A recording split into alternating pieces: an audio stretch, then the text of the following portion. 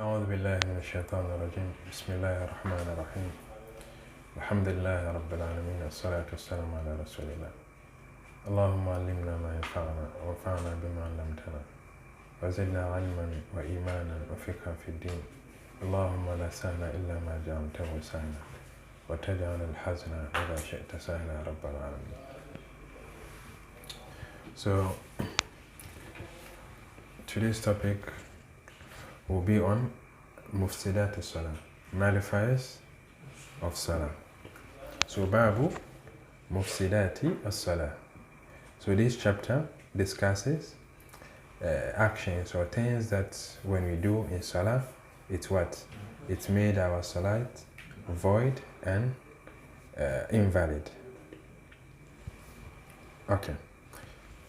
قال المؤلف رحمه الله تعالى باب مفسدات الصلاة.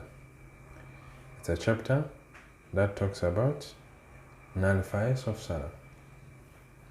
وتفسد الصلاة بالضحك عمدا أو سهوا. So the first one is laughter. Laughing, when you laugh on purpose or out of forgetfulness. It's what? It nullifies the prayer, right? Let's say that you are praying, for instance, you are praying and you remember something funny, you know, and then you laughed, right? This laughing, it's on purpose. Why is it on purpose? Because you did not control your thoughts in salah. That led you to what? To that. So it's what? It nullifies the salah. So which laughter is not on purpose? Oh, like let's say you are praying, and then some are having their conversation, and they said something very funny that you can't hold yourself, and then you laughed. This is on purpose, you know. This is not on purpose. This is unintentional, you know. It just came, you can't control, and then you laughed. You get it? So this is not on purpose. And then smiling also. Smile. Yeah. When you smile, like you're praying and you know, this is also what it does not validate the salah. It doesn't nullify the salah. But laughing, to laugh on purpose, deliberately, intentionally, or out of forgetfulness, it's what? It nullifies the prayer. Is that clear? Yeah.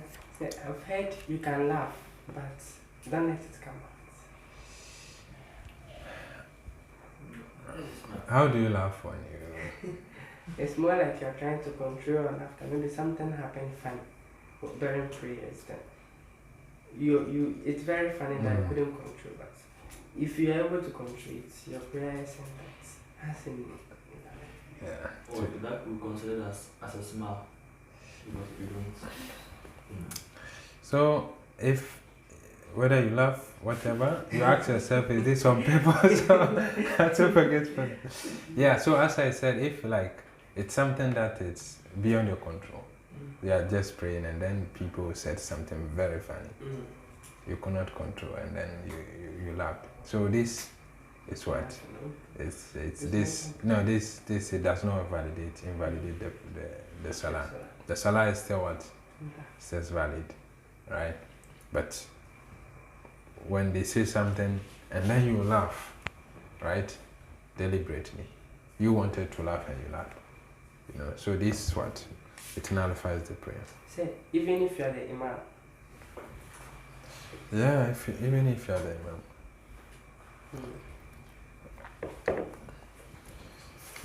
So you've nullified the prayer and then someone you have to get out and then let someone lead.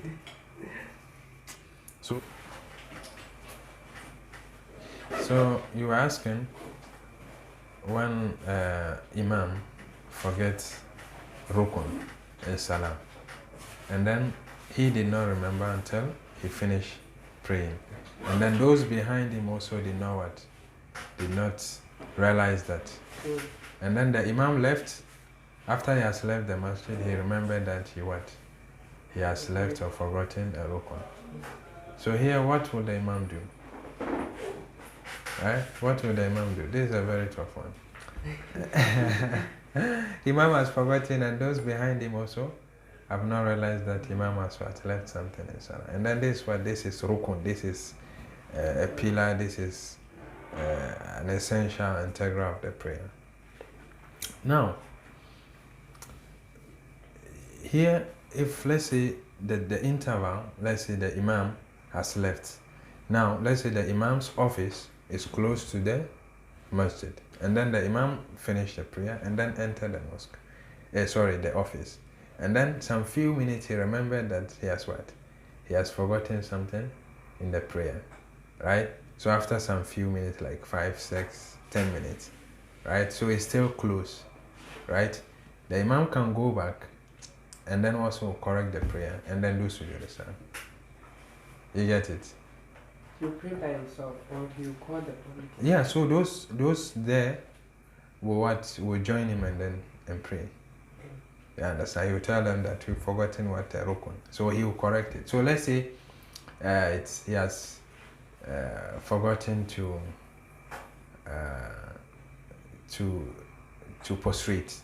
One prostration in the last rak'ah. So here, what will he do when he come back?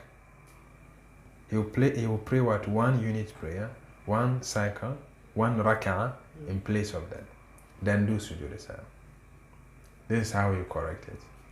You understand? But if the interval is so much, let's say 30 minutes, 1 hour, 40 minutes, this is so much, right? And he remembers that. What will he do? You come and then pray again. You come and then what? And pray again. Say. That is. Sorry. Okay, so what about the people? The people? So now the Imam will come and then correct the people. Well, inshallah, Allah will accept their prayer. Yeah, so if let's say there are people that pray, let's say in the mosque always, the Imam knows them, right? After when he meets them, he can tell them that this is a mistake we've done in the prayer, so repeat your prayer. Yeah.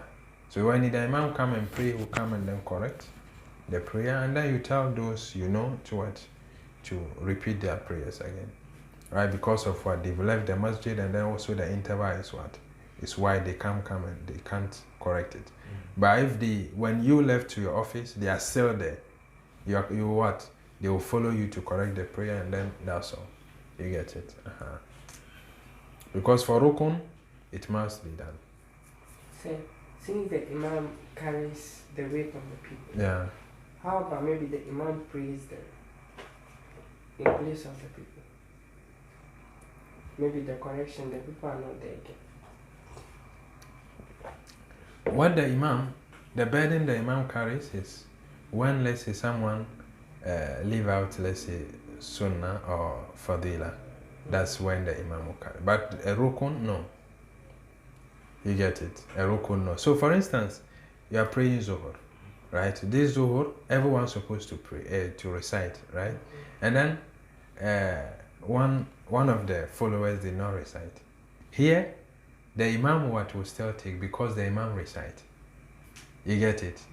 And the Imam recite, right? But let's say that the sujud, when a follower failed to perform one sujud, he can't say that the Imam has what? The Imam has performed the sujud for him. No. For that one, you have to perform it yourself. But for recitation, the Imam will take it over. Because there's also a hadith that says, Man kana lahu imam, fa qira'atul imam lahu qira'ah. You understand? So, be it salah that you recite loudly, or the salah that you recite silently. You get it? With that one, a person can still but it's highly recommended that everyone recite Fatiha and Surah in the silent prayers, Zuhur and Asr. Is it clear? Okay. So waziyadati, so we are discussing the mubtilat al-salah, the nullifiers of salah, things that invalidate salah, things that nullify salah, things that when you do in salah, it's what? It makes your salah void, invalid. Is that clear? And then he said, وَبِتَعَمُّدِ زِيَادَةِ رَكَعَةٍ. When you intentionally add something, let's say a rak'ah, a unit of prayer, a cycle, rak'ah, right? When you deliberately add a rak'ah, let's say you are praying Maghrib. How many rak'ah do we pray in Maghrib? 3 rak'ah. And you prayed 4. Deliberately. You prayed 4. This your prayer is what? It's void. You can't correct it. You have to start again. When you are praying Zuhur, how many rak'ah do we pray in Zuhur? 4 rak'ah. And you decided to pray 5. This you've what? Deliberately added 1 rak'ah. Not out of forgetfulness.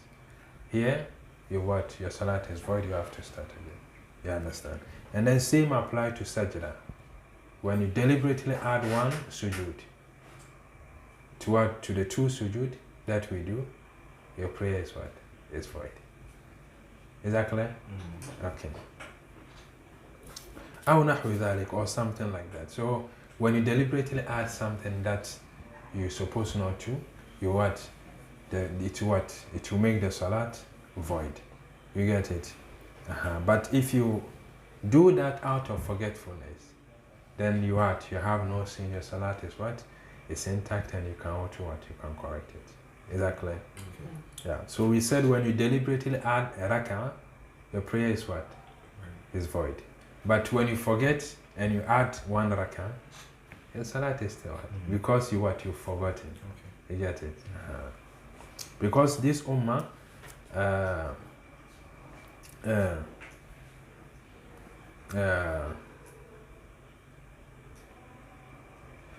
the Prophet ﷺ said, رُفِعَ عَنْ أُمَّتِي النِّسْيَانَ الْخَطَى وَالنِّسْيَانَ وَمَا اسْتُكْرِهُ عَلَيْهِ.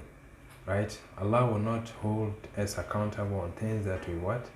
We've forgotten, or things that we do mistakenly, or things that we are forced to do. You get it? So these things we what? Will not be held accountable. That's why when you forgetfully add something in salah, your prayer is still what? It's still valid. But when you deliberately add something, the salat is what? Is valid. Okay. وَذَلِكَ فِي الصَّلَاةِ. And then he said, أَوْ نَحْوِ ذَلِكَ فِي الصَّلَاةِ, or something like that. And then also, وَبِالْأَكْلِ وَالشُّرْبِ. When you eat and drink in salah. You know, you're laughing. So how will you eat and drink in salah? Some people do. You know, you'll be praying and then you can smell the scent of, do you know dakwa? Dakwa? Yeah. Yes, yeah, that. You smell it. Someone is eating dakwa in salah. Yes. Yeah, so it happens. You know, some they eat and then drink. Yes. But how come it's like, is it the smelling of the food sense that, or the person is intentionally eating? Of course. You will never see smoke without fire, right? So how will you smell dakwa in salah when someone is not eating dakwa? When someone is eating dakwa, some people eat. They eat in salah. Some put granite in their pocket and then they'll eat. Yes, so yeah, people also drink. Yeah, people drink. You know, now you are surprised, but people do it. But actually, when you were younger, like 7 years, 8 years, when people you roast maize, yes, put it in your pocket. So as you're playing and the rest you eat. Maybe that one can happen, you know. But for older, okay, actually it can happen. An adult, right? Yeah, an adult, it can happen. Maybe you have to observe. You will see. I mean, you will see things happen. You know? Things happen, Roger. Yeah. So eating and drinking in salah, it's also what? It also invalidates salah. Sheikh, what about chewing gum? Someone keeps it in his mouth and premeditates. Praying continually. So does the person chew it whilst praying, or it's just in the mouth? You realize after salah, the person has it in his No. So the person went to pray, forgetting that he has a gum or that chewing gum in his mouth. Is that what you're saying? No, let's say the person knows there's a gap. Okay.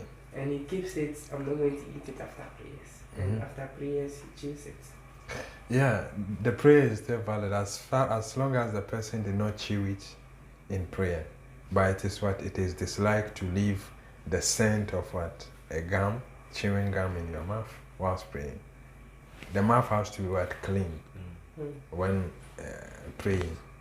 Okay, so leaving chewing gum that you've already chewed, you've already used, in the mouth with the scent, and then standing in front of Allah with this doesn't show respect. You get it? This does not invalidate, but it's highly discouraged. Yeah, you get it? Even food particles. Yeah, so that's why eating does not nullify ablution, okay? But it's recommended you rinse in the mouth before you pray. So let's say you have a valid ablution, then they served you lunch, and then the muazzin, they've already called the azan, and then they've served you lunch, right? And then you decide to eat before Salat. So with the valid ablution, you can go and pray after eating, but you have to rinse in the mouth before, to get rid of the leftover, and then also the scent. You get it? Yeah, the smell of the food. And also, bil akli wa shurbi. So eating and drinking nullifies prayer. Is that clear? Wa bil kalami amdan. Wa bil kalami amdan illa li islah salati. And when you speak deliberately, it what? It nullifies the prayer, except you speak to correct something in the prayer. So when you speak deliberately, this what? Nullifies prayer. So here, you are praying, and then you said something. Like, you are praying with then your child is close to you. You know, children, they don't stand at one place, right? You ask him to stand here, but the next time you somewhere, they'll say, come here. You are praying, say, come here. This what? It's what? It invalidates what?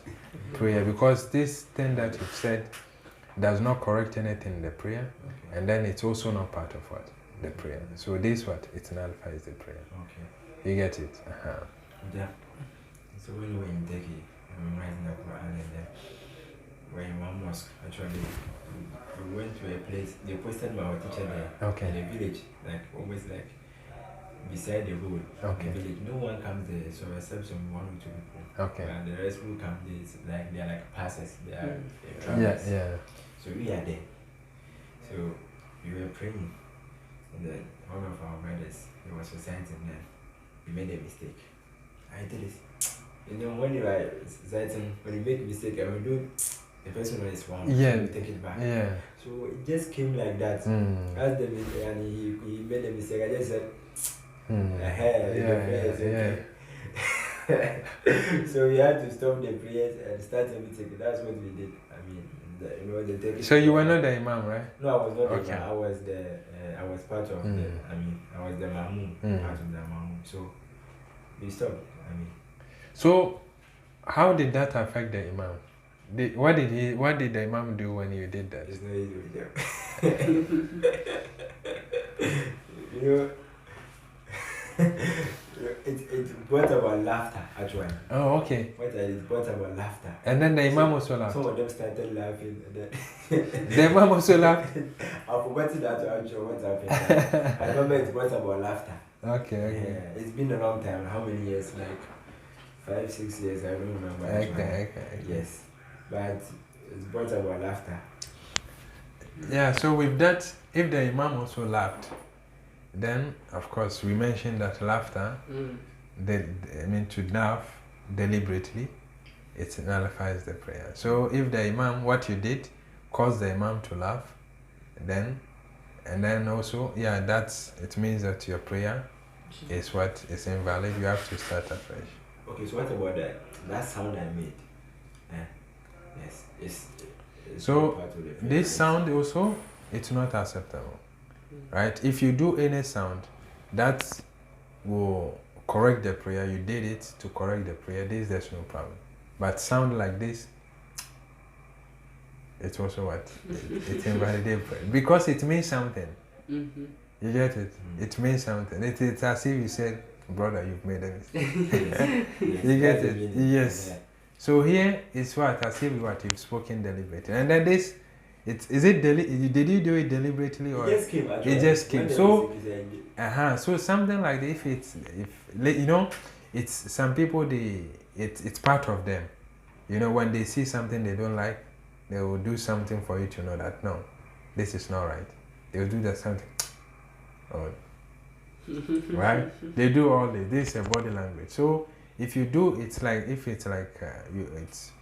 are used to that, you know, and you do that not on purpose, your prayer is still valid.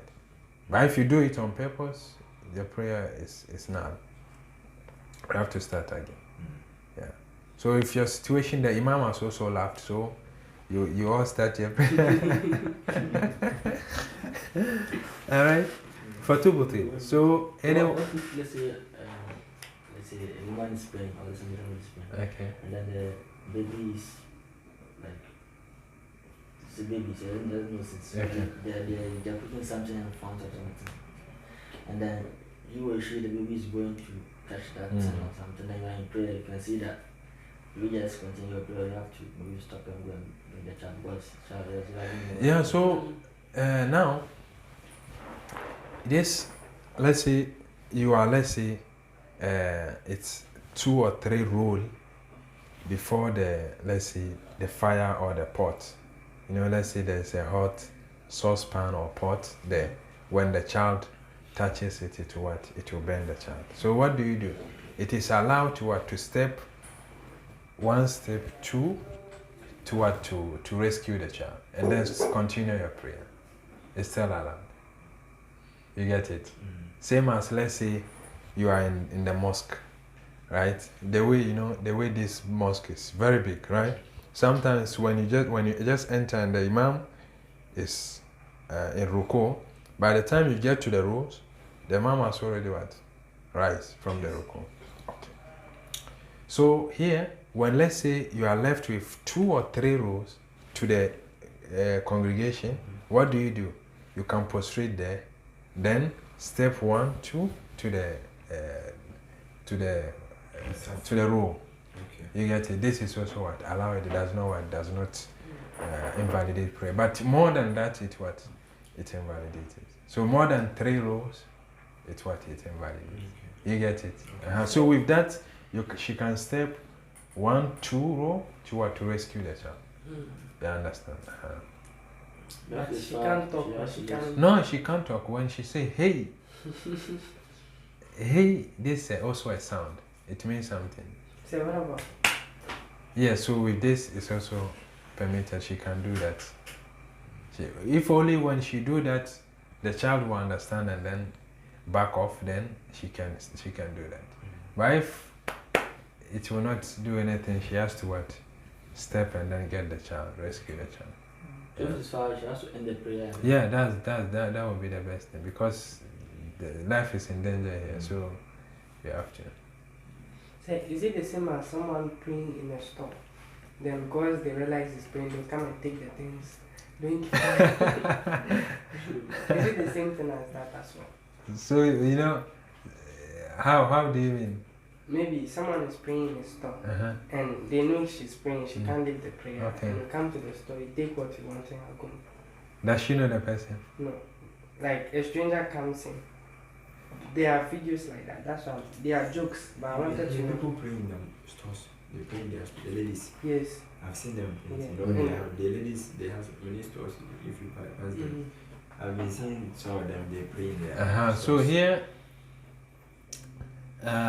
it's in order not to have divided attention, you find someone to sit for you so that you can focus in your prayer, or you will stand somewhere that no one can take anything. You get it? Yeah. You get it? Uh-huh. But say in such situation, maybe you are praying and someone comes in a stranger. Because you are praying, he knows you won't stop praying. So he takes what he wants, he's going. Should you No, you have to stop the prayer and get your thing back. Because you will never concentrate. You will never concentrate. You get it? Because see, when you let it go, what will happen? You keep thinking about it. You understand? And then to be thinking about something that you've already lost in the prayer, I mean, it's not worth it. So what do? End the prayer. Go get your thing, put it back, and then start again. You get it? Yeah. Alright, so actually, I have something that I want to say. I don't know because when there's something. So like sometimes, as we are praying, so there's a problem with the mic. Maybe this was yesterday, last evening. It nearly happened when the Imam was praying. I'm sorry, he was praying. The second rakat, to me it was like the he went to sujood, and when he stood, the microphone the sound was not coming back. So I was thinking that in the sujood there is a problem with the mic. Maybe the battery is off or something like that, so it's not going to work again. So in that case, so let's put it aside. Like when there's a problem with the microphone, you have to go back there and correct from the sound system, whatever. What do you do? And can you leave the prayers and then you go and settle the problem and you come? Okay, so now the way the mosque is designed, the imam is somewhere, and then the sound system, the control where you control the sound system is far from what? From where the imam is. So here you have to leave the what? You have to leave the rows, then go walk like 7 rows or 10 rows to where the sound controller is, the sound system is. Then you fix it and then come back. See, now when you leave the row, your back will face what? The Qibla. Yes. Your Salat is void. Right? So, but what you can do is, when, let's say that the Imam started, the mic is working alright, but when the Imam started, let's say, it's a Maghrib prayer. He said Allah Akbar, he started reciting Fatiha, and then the mic stopped praying. In that instance, you can leave the prayer, go and fix the mic, and then come and still get the prayer. Because by the time you finish reciting Fatiha and then start again, you've already fixed it. Okay, but let's say this happened in the third rak'ah. Let's say you are praying Isha, and then it happened in the third rak'ah. You don't have to leave the salah and go and fix the mic. No. Now you know that the mic is not working, right? So when you hear the Imam say Allah Akbar, you be the muazzin. You amplify it so that the rest will hear. Say, because the women too are at the behind too. I mean, outside the courtyard, the courtyard praying. So even your voice can get. Even the microphone, so that they don't hear. Right. So with that, you let them pray. Let's say if more than 2 people can raise their voice to get them, fine. If that will not work, okay, then you go and fix the mic, come and join again, and then make up the rakats that you missed. You get it? Yeah. Because with that, if the women are outside, they follow the sound through the sound system or the mic, the speaker. They will get confused. You get it? So here you can leave. You are responsible for it. You can leave the prayer, go and fix it, then come and join, and then when the Imam makes salam, you pray the one that you missed. You get it? Yeah. Say about the baby playing with you, maybe during prayers. So maybe when she sleeps in front of you in a position that she can't do the sujood, like what do you do? Like about the restriction and movements. Like does that nullify the praise? No, you try. You can, digress a bit and then perform the sujood. What if he holds you in a way that you can't do the sujood? Are you supposed to forcefully remove him because? No, you try to make sure that you don't hurt the child, and also find a way to the best of your ability to do the sujood. Yeah. So here you can speak, when you speak or when you say something in Salah that there's something deliberate in Salah that is not part of it, this nullifies the prayer. Right? But when you say something to correct the Salah, this does not what? Nullify the prayer. As far as it's not what? It's not more than necessary. Right? So let's say that the Imam is praying Maghrib. He prayed the third rakah and then about to get up for the fourth rakah. He says Subhanallah. He didn't listen. Subhanallah, Subhanallah. Everyone is saying Subhanallah. The Imam did not pay attention. So when you see that he still want to get up, then you can say what? This is the fourth rakah. Right? To correct it. And then you don't have to say more than that. You get it? When you say more than necessary, it will nullify the prayer. You get it? Is that clear?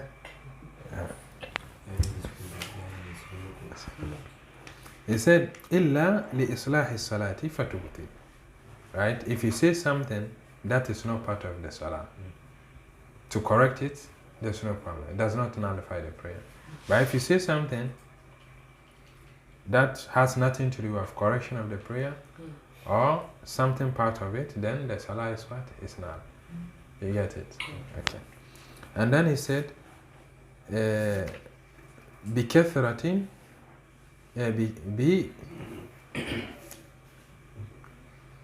بِكَثِيرِهِ دُونَ يَسِيرِهِ. So here it's also talking about the speech. When you say something more than necessary in salah, it's what? It nullifies the prayer. Even something to correct, if you say more than necessary, you get it? It's also what? It nullifies the prayer. وَبِالنَّفْخِ عَمْدًا. When you blow also deliberately, on purpose. When you blow on purpose, like, why do you do that? Why would someone do that? Well, yeah, just like, you know. So this also what invalidates salah. Yeah, just blowing. Yeah. So there are some people when they are tensed, they want to just release them a little bit. This thing.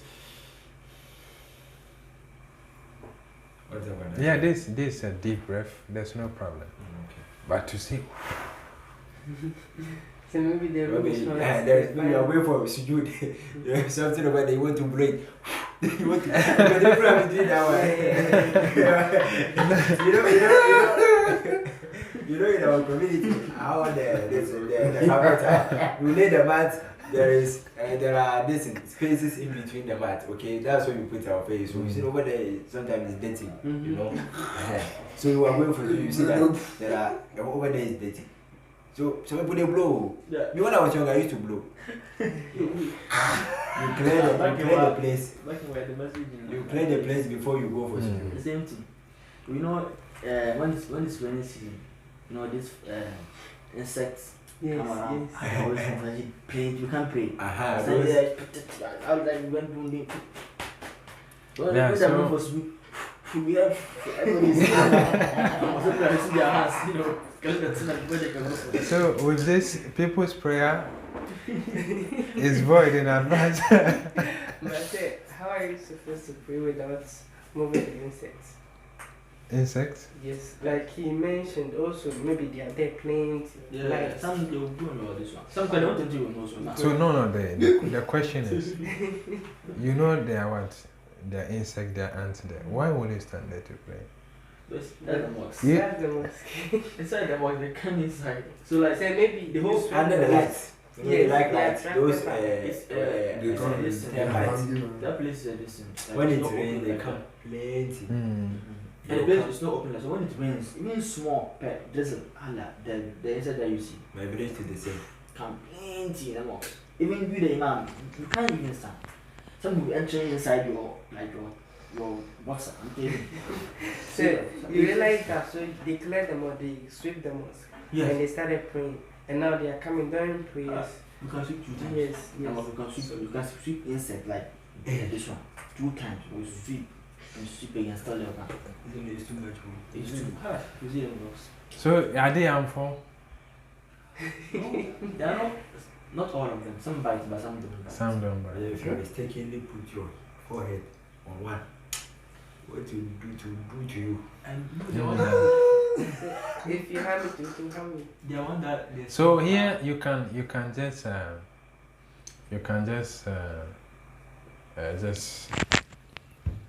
do something to get rid of it. You understand? But when you blow, So that you can you understand? So let's say it's there where you are where you are going to prostrate. You can just clean them with your hand and then prostrate. Yeah. If that's if they are the type that harms, all right. When you prostrate on it, it will harm you. Then you have to make sure that you clean it before, but you don't blow. When you blow, yeah, for blowing, you can't say you blow deliberately or forgetfully. No. When you blow, you blow. What about those who, like once I come on, when he yawns, Yeah. and you yawn and then you do, like, yeah. So, brother, when you yawn in the prayer and then you cover your mouth, this does not invalidate prayer. Okay, because yawning is beyond your control. You don't control yawning. Yes. Okay, you just yawn, it comes and then you yawn. So when it comes like that, you cover your mouth. You try to not to yawn. You know, you can do that when you do that. So you try to do that. So about the And animals, that does not about the animals, something trying to move it sometimes bring about unnecessary movement in the salat. Yeah, but this is necessary because if you don't do it, it will take away your concentration, your focus, and all that, and then also harm you as well. So what do? You try to get rid of it. And what about spitting? Spitting? Spitting invalidates prayer. Like, let's say you are praying and then even after ablution and all that, you are praying and Some food particles, some leftover. you are trying to take it out. Yeah, you don't do that in prayer. The Prophet said, إذا صلى أحدكم فلا يبثق قبل وجهه فإن الله على قبل وجهه. When any one of you prays, the person should not spit towards the Qibla because Allah subhanahu wa ta'ala is what is before him. You get it? So you don't spit. But can you move with your hand? Yeah, you can. You can remove it with your hand and then maybe put it on your dress, something like that. That one is acceptable. You understand? And you can as well, with this ant sting, you can also kill a scorpion if you think it will harm you. And then your prayer is still valid. You can just kill it and continue your prayer. Sure. But if it will not harm you, let's say it's just passing, it has seen danger and then it's running, you don't have to kill it, you continue your prayer. You understand? But when you know that it's coming to you and it will harm you, you just kill it and continue your prayer. So Yes. even if it means turning your back to face Qibla. No. When you turn your back, when your back face the Qibla, right? Your prayer is not, right? So, but you can turn this way, like other side, left or right, to kill it and then return to prayer. Yeah. Exactly. Yeah. So, does that mean you can move to take something to kill it? Or because you can't kill it with your bare hands? Yeah, if there's something close, you can kill. But if you can use your hand. Can't you use your hand? Eh? Yeah, you can step on it. Yeah. And then he said, وبالحدث, and also invalidation of ablution. For that one we all know, right? When you are praying and then something happened, you fart or something happened and then you invalidate your ablution, you have to what? You have to stop and then pray. Stop and then renew your ablution, right? And then here we say وَبِالْقَيْءِ إِنْ تَعَمَّدَهُ, and whoever vomit on purpose, right? You vomit deliberately, you cause the vomit. When you vomit, when you cause the vomit, the salah is what? It becomes null. You get it? But when the vomit comes itself, it does not what? It does not invalidate what? The salah. You get it?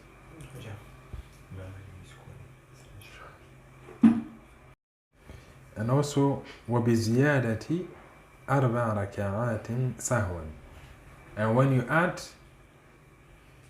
سهوا في الرباعية وثلاثية وبزيادة ركعتين في الثنائية. So here there's another issue here, that's when you add 4 rak'at on top of what? 4 rak'at prayers, like Dhuhr and Asr and Isha. When you add 4 rak'at on top of these 4 rak'at, your prayer is what? It's void. It's not valid. Say how? How? Let's say Zuhur is how many rak'ats? 4. And then you forgetfully added 4 rak'at. Yes. You forgetfully added 4 rak'at. So this addition invalidates what? Prayer. The salah. Because you don't know what you're doing. You know, it's normal to what? To add 1 rakat, at most 2. But to add 4 rakat, what are you thinking? You get it? So say it's possible. Everything is possible. Yeah, it's possible. That's what we are discussing. Yeah. So all this fall under what? Possibility. So when you add 4 rak'at on 4 rak'at, let's say Zuhur, when you add 4 rak'at on Zuhur prayer, the prayer is what? Is void. And then, or you add 4 rak'at or 3 on Maghrib prayer, the prayer is also what? Void. That's when you do that forgetfully.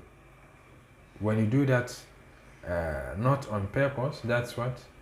It does invalidate it. Of course, when you do it deliberately, we are not talking about this. It automatically.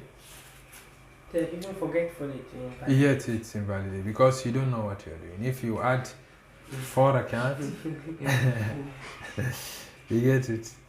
And also when you add 2 rakat on 2 unit prayers, then the prayer is also void. Like let's say Fajr. Fajr is 2 rakat, right? And then you prayed 4 forgetfully.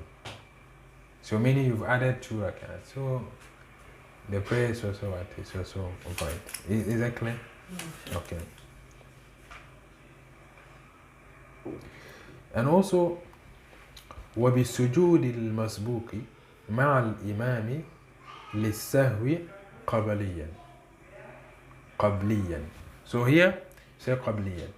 وبسجود المسبوق مع الإمام للسهو قبليا. So when a follower prostrates with the imam, let's say that the imam is leading prayer and he has forgotten something in the prayer, and then before taslim, before the salam, the taslim, he did 2 prostration of what? Forgetfulness. The sujood sahw. And so here, when a follower who joined imam later, he did not start with the imam, right? Let's say he prayed only 1 rak'ah of the imam. So the person don't have to do that prostration of what? Forgetfulness with the imam. You get it? When a follower does that, this what? It invalidates the prayer. You get it? But when a follower who has only prayed one rak'ah with the imam prostrate these two prostration of forgetfulness out of forgetfulness. He prostrated these two rak'ahs out of what? Forgetfulness. Then he followed the imam in prostrating these two prostration out of forgetfulness. Then the prayer is what? Is still valid. But when he does that out of when he does that on purpose deliberately, then the prayer is what? It's invalid. You get it? So what if out of ignorance? He didn't know. Yeah, if out of ignorance, the prayer is also void. Because this you need to know. So he didn't know. Yeah, you need to know.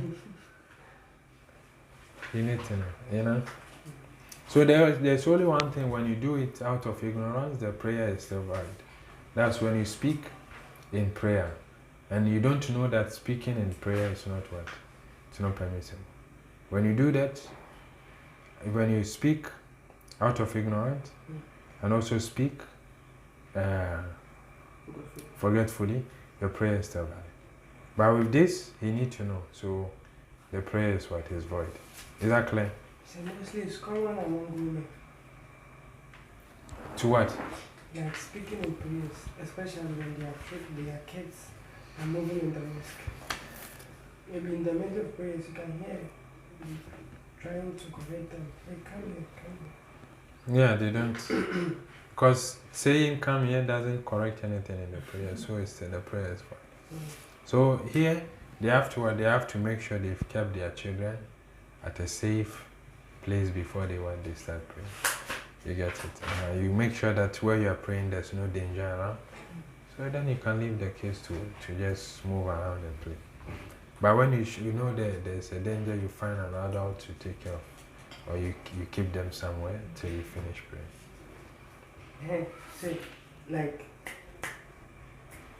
is it allowed in place? This is also not part of it, so it's not allowed. Maybe you are trying to stop something. It's not allowed. But also giving a sign, let's say you are praying and someone saluted you. You can, someone saluted you, you can respond with gesture. Yeah. How?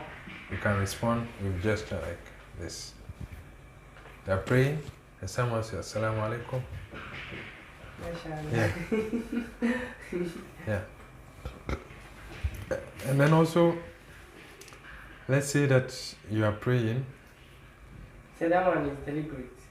Yes, deliberate. There's nothing wrong with that. Okay. But you don't say wa alaikum salam. You don't say wa alaikum salam. And also, let's say someone came to you to pick a book. Okay. And you are praying.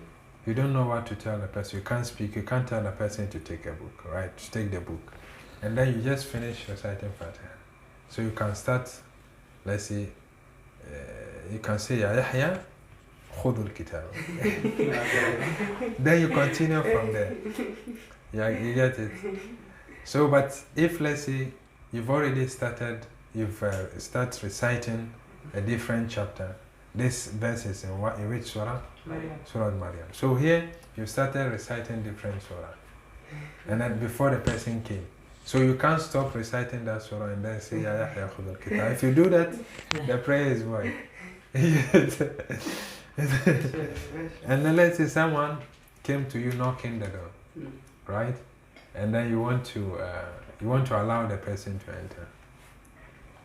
enter.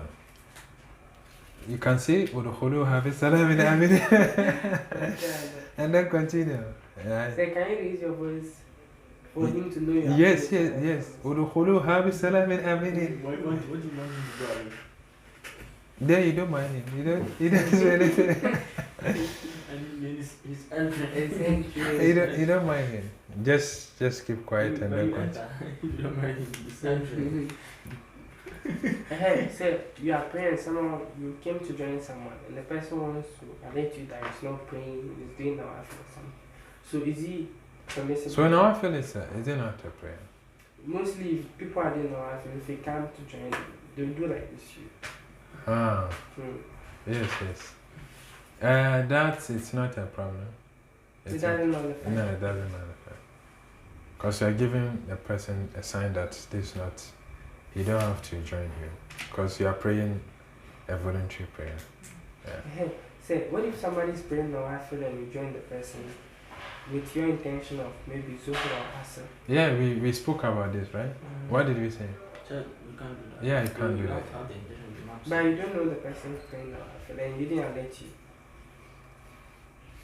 Yeah, then you are not simple. You are not simple. Yeah. You are not simple. So أو بعديا. So here إن لم يدرك معه ركعة. So let's say that a follower came and joined the congregation, right? And then they prayed only one rak'ah with the imam, right? And then imam he forgot during the prayer and added something. So after the prayer, after the taslim, he made what? 2 rak'at of what? Sahm. So here, this follower who joined late should not what? Should not don't have to what? Do that prostration. You get it? Because prostrating is what? It will be considered adding something to the prayer. You get it? Because the mistake, the addition and then the deduction or the subtraction they did, it has nothing to do with your prayer. So when you follow the imam in that, it's considered that you've added something in the prayer, and it's what? It will make the prayer void. Is it clear? No. And also وبترك السجود القبلي إن كان النقص 3 سنن وطال والله أعلم. And also when you neglect the prostration of forgetfulness, when you forgot to, let's say you've left 3 sunan of prayer, right? You forgot 3 sunan of prayer. So here, when you forget 1 sunan, no problem. When you want, you will do sujood sahw or not, or you don't have to do it. But when you leave out 3 sunan of prayer, you have to what? You have to do sujood sahw. You get it? So let's say you've left out 3 different sunan in salah, and then you forgot, or you decide not to do the prostration of forgetfulness deliberately. This it nullifies the prayer. You get it? Watal. And then also, let's say you did not make the prostration before taslim. You get it? And then you are still at your prayer ground where you prayed. You can still do that sujood sahw. But when the interval is long, then the prayer becomes what? Becomes void. Is that clear? Is that clear? Wallahu a'lam. Allah knows best. Is it clear? Any question? Okay, now let's mention some few things. There are certain things that when you do does not nullify prayer. Even though it's part of actions, it's not part of salah, it does not nullify prayer. Let's say that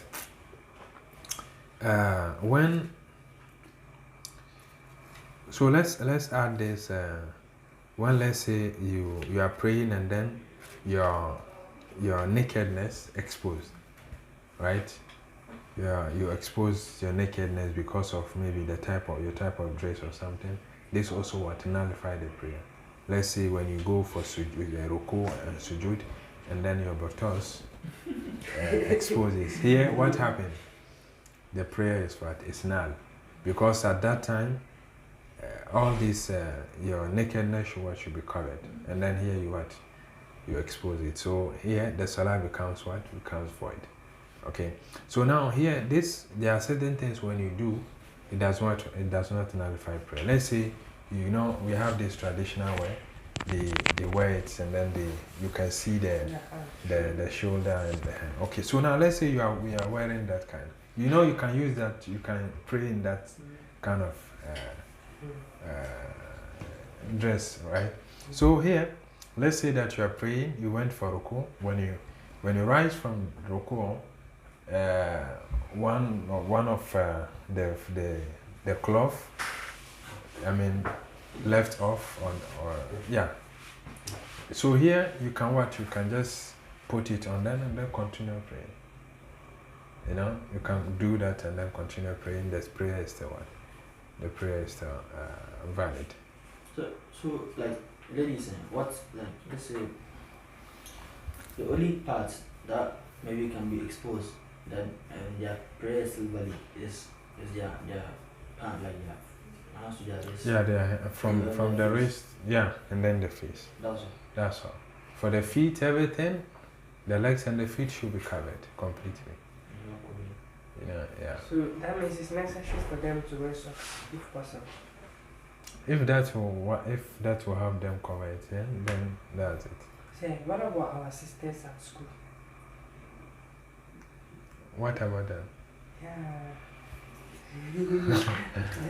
Of course, the school uniform is last. I mean, it doesn't cover your entire. All you have to do is to look for a hijab to cover your head and pray, your legs, everything showing. We didn't. Did we say that they should pray in their uniform? No, you find something that will cover your entire body and then you pray. Yeah, not everyone has. Some schools don't permit that. Okay, so if let's say a Muslim girl find herself in a secondary school where they don't permit children and their students to use this long dress that will cover them, they can pray in their uniforms with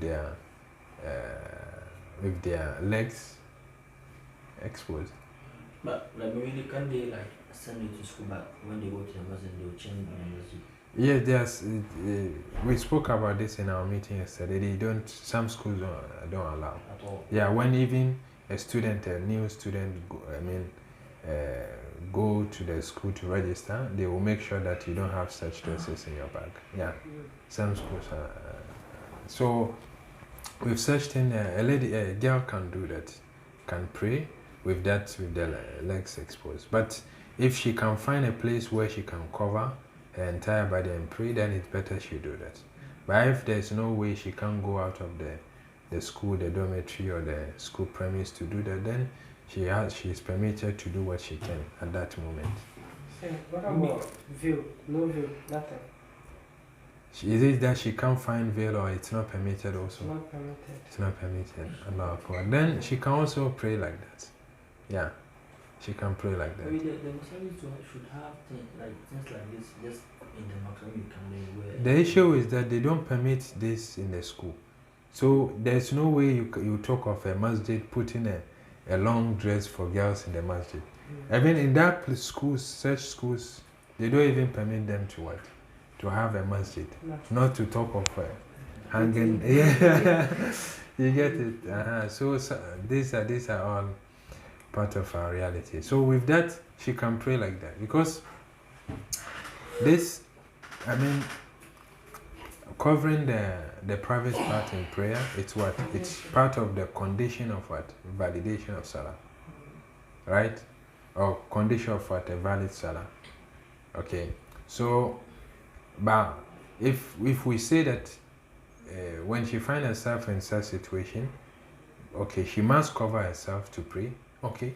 And then the school don't allow her to pray, and then she's always in the school. Then it means that she has to stop praying for some time. You understand? Which is also what? Not part of the objectives of Islam. So here she will still pray. See, in fiqh of Islam, scholars discuss that when you go somewhere that you can't find a dress, you can't find anything to wear, you pray naked. Yes. So this girl is in school, she has a uniform on, and something is covered at least. She can pray, no problem. Say, what about the school? They don't permit you to pray and you're a boarding student. No, such schools, they don't have cameras in the room. Yes, so you can go and hide and pray. Yes, or do they have cameras? No. So at least find a way to pray. Right? Find a way to pray. Every day. Then the reason I'm saying that, maybe, there are some situations you can't pray no matter what, like, because of some of the activities or maybe those around supervisors and everything. So, but sometimes you can be able to pray, sometimes you can be able to pray. What about that? So if now in such situation, okay, you can what? You can combine all the prayer and then pray at night. Yes. Okay, so that's another. You get it. You pray at night, but under no circumstance you are not allowed to neglect Salah. Yeah. You get it. Yeah. So وآخر دعواهم أن الحمد لله